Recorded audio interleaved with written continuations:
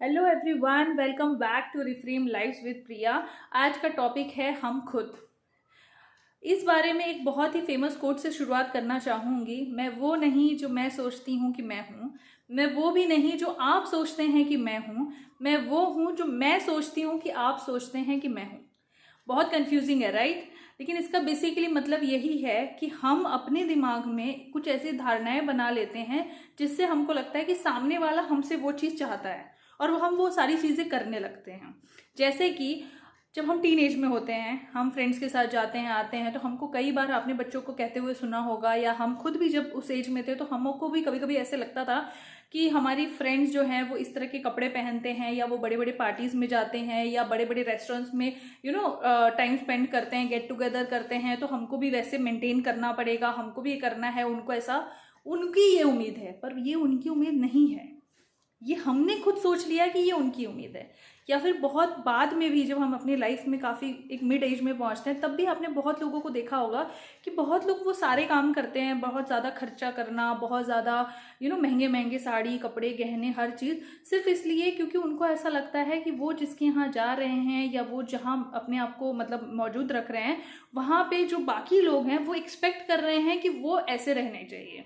पर ऐसी जिंदगी हम कब तक जी सकते हैं? अपने आप को खोकर, अपने आप को बदल कर, अपने आप को दूसरों के हिसाब से, और वो भी हम ही खुद ही सोचकर, हम कैसे ऐसे लाइफ को कंटिन्यू कर सकते हैं? इवन दो अगर सामने वाला ऐसा चाहता भी है कि हम इस तरह से अपने आप को मेंटेन करेंगे तभी वो हमारे साथ रहेगा, तो भी हम कितने टाइम तक ये लाइफ स्टाइल जो है वो मेंटेन करके रख सकते हैं?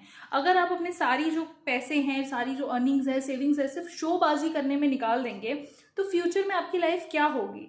और जो लोग सिर्फ इसलिए आपका साथ दे रहे हैं क्योंकि आप जो हैं वो जो जैसे दिख रहे हैं उनको, वो आपको अच्छे दिख रहे हैं इसलिए, तो आप मुझे बताइए कि ये कितने दिन आप ये अच्छा दिखना मेंटेन कर पाएंगे? थोड़े दिन, कुछ साल, लेकिन आप जो एक्चुअली में है वो कभी तो निखर के आएगा, कभी तो सामने आएगा। तो आप किसी और के लिए, या वो ऐसा चाहते हैं उनकी एक्सेप्टेंस पाने के लिए, उनके सोशल सर्कल में एग्जिस्ट रहने के लिए, अपने आप में बदलाव मत कीजिए, और ना अपनी सोच में उनकी धारणाओं को लेके आइए कि वो जो चाहते हैं हम वैसे ही करेंगे। आप जो हैं, जैसे हैं, बहुत अच्छे हैं। आप अपने आप को मेंटेन करके रखिए जैसे आप हैं। जो लोग आपकी कदर करेंगे वही आपके लॉन्ग टर्म के साथी होंगे, चाहे वो आपके नेबर्स हो, चाहे रिलेटिव हो, चाहे फ्रेंड्स हो। तो इन सब चीज़ों से दूर रहिए और अपने आप को खुश रहिए, और वही करिए जिसमें आपको खुशी मिलती है।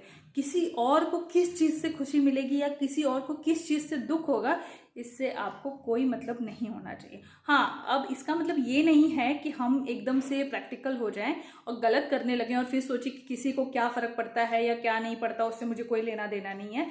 ये नहीं। जो चीज़ आपकी फाइनेंशियल, मेंटल या फिजिकल चीज़ों पे अफेक्ट करे, चाहे वो शोबाजी हो, चाहे वो दिखावा हो, चाहे कुछ भी हो, उसको दूर करिए। लेकिन हाँ, कुछ भी गलत मत करिए। जैसे बहुत सारे मेरे रिलेटिव्स हैं जिनको मैं जानती हूँ कि उन्होंने कहीं ना कहीं ये अपने थॉट में बैठा लिया है कि मेरे फलाना फलाना जो है वो हमको गलत ही समझते हैं, या मेरे फलाना फलाना जो है वो हमारे बारे में बुरा ही सोचते हैं। पर ऐसा नहीं है। हो सकता है कि आप ये सोच रहे हैं कि वो आपके बारे में बुरा सोच रहे हैं, पर वो ऐसा बिल्कुल ही नहीं सोच रहे होंगे। और उस मन में उस चीज़ को बिठा के फिर आप नेगेटिव वर्ल्ड में चले जाएं और गलत गलत सोचें, गलत गलत फिर बिहेव करें, और फिर आप अपने आप को हर्ट करें। तो उससे बेटर ये है कि आपके मन में अगर ऐसे कोई भी सवाल आते हैं, या आपको कहीं से भी कुछ ऐसा समझ में आता है कि भाई कोई मेरे बारे में कुछ गलत सोच रहा है, गलत फील कर रहा है, और मुझे वो रिलेशन बहुत इंपॉर्टेंट है मेरी लाइफ का, जिसको मुझे बचाना है, तो आप उनसे बैठकर बात कीजिए और इन चीज़ों को जो है वो वैसे ही सॉल्व कर दीजिए। क्योंकि बहुत ज़्यादा टाइम तक अगर आप उस चीज़ को लेके अंदर ही अंदर, अंदर ही अंदर घुटते रहेंगे, तो वो आपके अंदर एक परमानेंट स्पेस बना लेगा, और फिर वो क्लियरेंस का स्कोप नहीं रहता। तो इसलिए इससे पहले कि वो परमानेंट स्कोप बन जाए, स्पेस बन जाए, आई एम सॉरी, और आप उसको क्लियर आउट कर लीजिए, ये शायद बहुत ही बेटर होगा। Thank you very much.